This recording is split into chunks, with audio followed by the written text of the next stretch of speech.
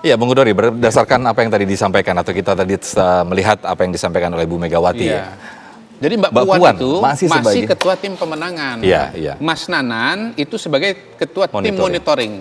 Jadi Mbak Puan yang membuat struktur pemenangan, katakanlah ketua tim kampanye. Mas Nanan monitoring perkembangan situasi dan kondisi di lapangan. Mungkin lihat hasil survei, mengevaluasi tim pemenangan. Sesuai dengan tugas beliau sebagai situation room, begitu. Nah, di titik ini menjadi sangat menarik sebetulnya kalau kita kembali ke belakang. Di mana hubungan antara Mbak Puan dengan Mas Ganjar itu sempat panas dingin, gitu loh.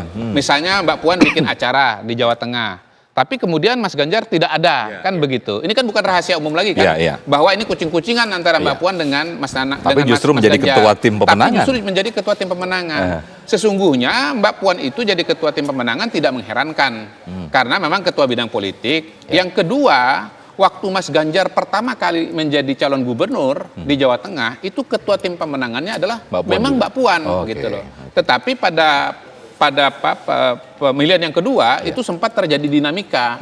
Ini kita dengar ya dari informasi yang ada bahwa pada maju kedua itu dukungan dari tim PD Perjuangan itu tidak sama dengan pada saat pertama kali. Jadi sebetulnya menurut saya ini menjadi sangat menarik karena hubungan psikologis ya. Tadi kan kita ngomong presiden dengan Ganjar nih ya. Sebetulnya hubungan psikologis antara Ganjar dengan Mbak Puan itu juga nggak bagus. Sebetulnya. Nah, apakah ini akan mengganggu? Ini sesuatu yang menarik. Menurut saya bisa mengganggu loh. Oke. Baik, ini akan lebih menarik lagi. Saya sudah bersama dengan Bung Aceh Hasan. Selamat sore, Assalamualaikum Bung Aceh. Waalaikumsalam warahmatullahi wabarakatuh. Selamat sore Mas Sofian. Iya, komentarnya Bung Aceh dari Iya, akhirnya Ibu Megawati mengumumkan capres dari PDIP Perjuangan. Komentar Anda? Ya tentu kita menghormati ya keputusan PDI Perjuangan yang secara resmi sekarang mengusung Pak Ganjar Pranowo sebagai calon presiden dari PDI Perjuangan. Saya kira ini sudah dapat diprediksi sebelumnya bahwa Pak Ganjar yang selama ini menurut berbagai lembaga survei selalu menjadi nama yang bertengger di atas ya, di antara tiga besar lah gitu ya. Dan tentu kami menghormati atas keputusan dari PDI Perjuangan yang telah memutuskan secara resmi Pak Ganjar sebagai bakal calon presiden. Karena kan masih belum nanti kan harus berpasangan kan. Betul. Tentu ini menunjukkan bahwa memang PDI Perjuangan atau PD Perjuangan secara resmi mengusung kadernya sendiri dalam pemilu Pilpres 2024 gitu. Ya, kalau dari Golkar sendiri sampai saat ini apakah sudah ada capres yang digadang-gadang atau akan diumumkan dalam waktu dekat ini, Bung Aceh?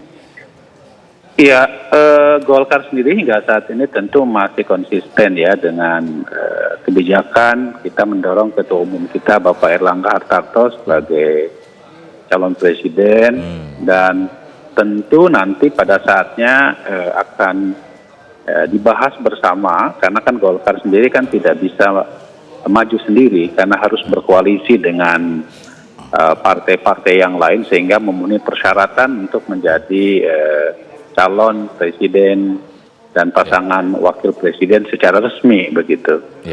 Kalau PDI Perjuangan kan memang secara elektoral sesuai dengan aturan tentang dukungan pemilu itu kan harus 20% atau 25 suara ya 25% suara dalam pemilu pemilu sebelumnya.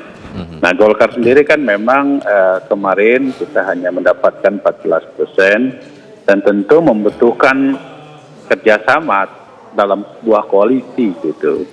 Dan berbagai upaya dilakukan oleh Ketua Umum kami Pak Erlangga Hartarto untuk terus melakukan komunikasi dan bahkan dalam akhir-akhir ini Pak Erlangga terus mendorong adanya koalisi besar gitu ya di dalam kontestasi pemilu 2024 nanti.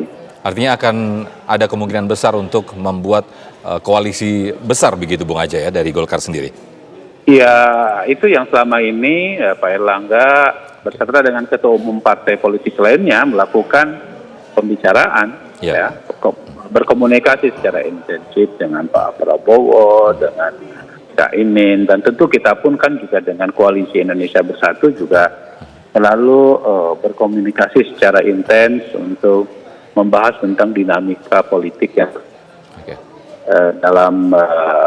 di tengah penentuan konfigurasi capres-cawapres hingga tahun 2024 nanti. Gitu. Oke. Baik, terima kasih Bung Aceh atas waktunya. Kita Ya. akan Ya. jeda pariwara dulu, masih di Breaking News Ya, TV. makasih. Terima kasih Bung Salam. Aceh.